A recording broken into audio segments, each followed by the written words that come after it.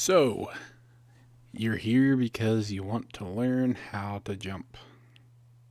You're probably learning from the wrong guy, but I suppose the least I can do today is teach you about safe jumps and late jumps and that sort of thing. It's a sort of tool that's going to be, absolutely necessary for you to be able to, you're going to be able to, you're going to need to be able to do these things on command.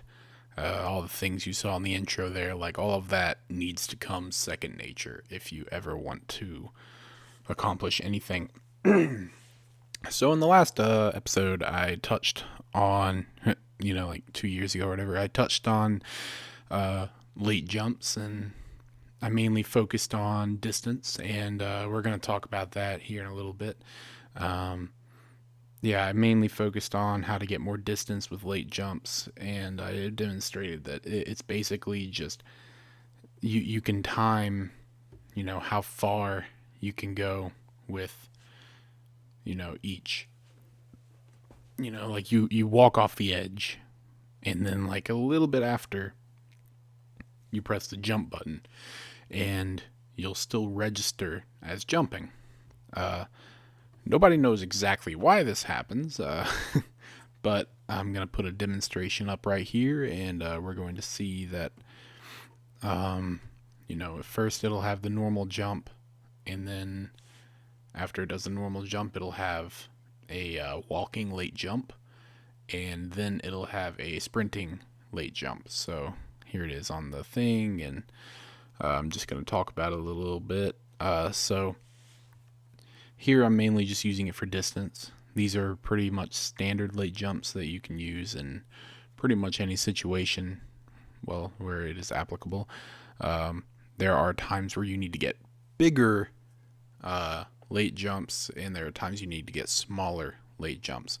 Now, you're going to need to get bigger late jumps mainly for distance, or if you have such overwhelming momentum, which I suppose I'll throw up an example of the overwhelming momentum when you can use a really late save jump to kind of off-put your momentum so that you land on what you're landing on, but you know that you have way too much momentum.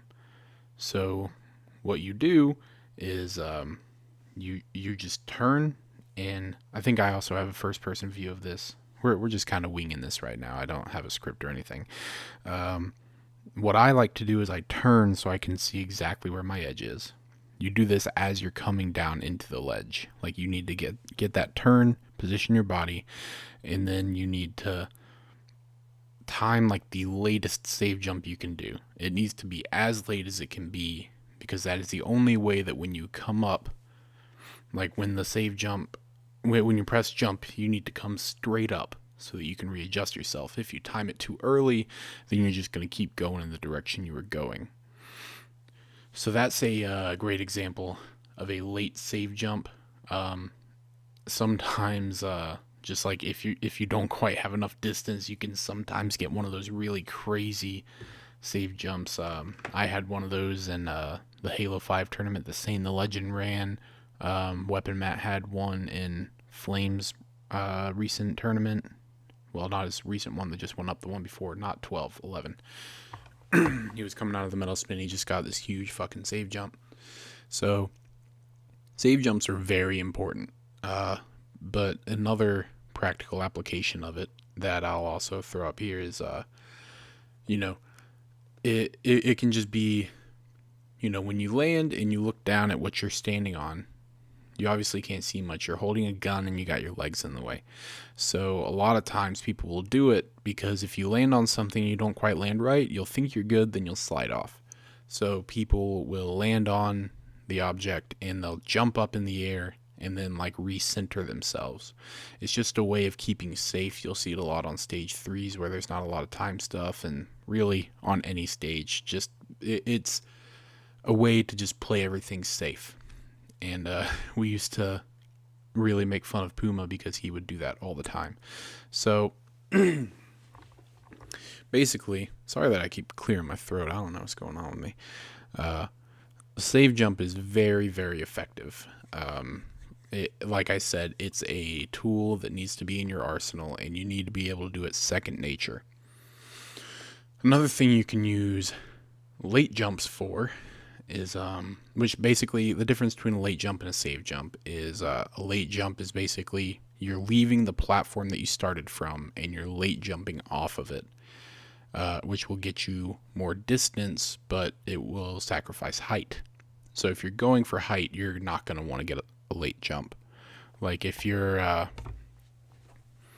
don't know if I'll be able to put a good example of this, but if you're going from like a bar or anything up to a higher ledge, a late jump's going to do nothing but put you into the wall in front of you. Like if you're trying to get up there, you need to obviously jump from the highest point. Some people need that explained. I don't know if you do.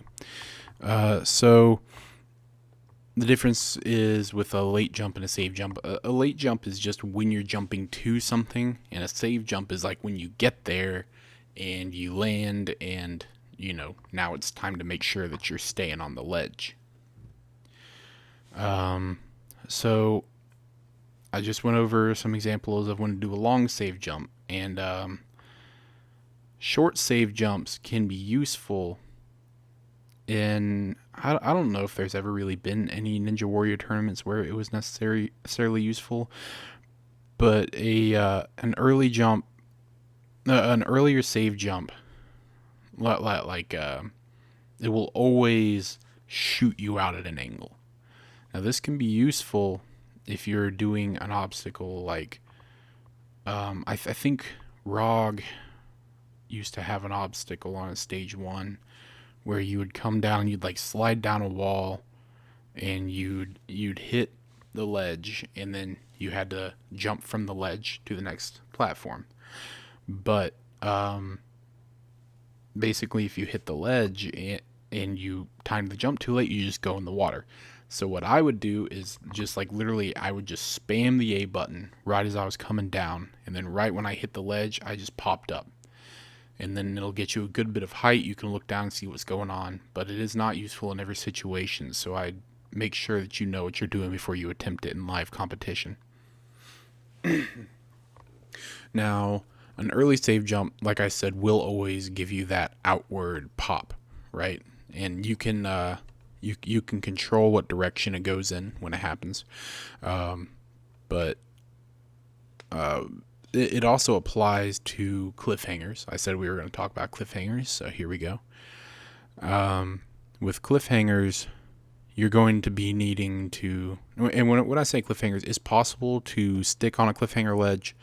Most of the time, you're going to need a short hop, or you're going to, need to stick it another way, which is not what I'm covering in this video.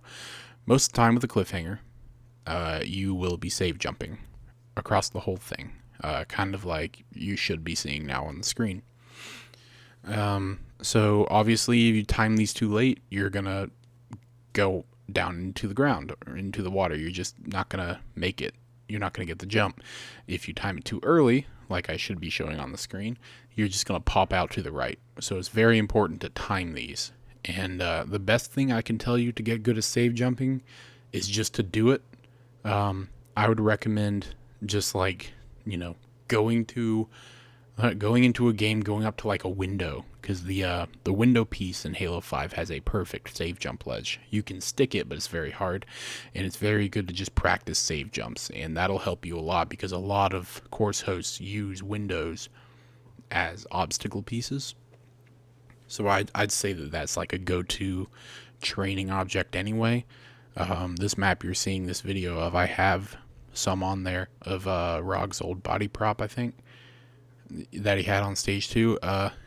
Yeah, just practice those over and over. Do them from different angles, like facing the window from the side, because you're going to need to, there's a lot of times in competition when you're going to need to be able to do a save jump from the side, and then there are times where you're going to need to do it facing away from it, like with the ledge to your back, and you're just bouncing off it with your heels.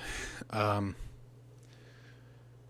thing I'll mention, I don't know if I have an example of this to put up on the screen, but I'll mention it. It's easier to, so like with the windows, A lot of people will have obstacles where the windows will be moving, like Smokey's TIE Fighter or Sonic on his upcoming course. He has a window that rises upwards, and you have to jump on it.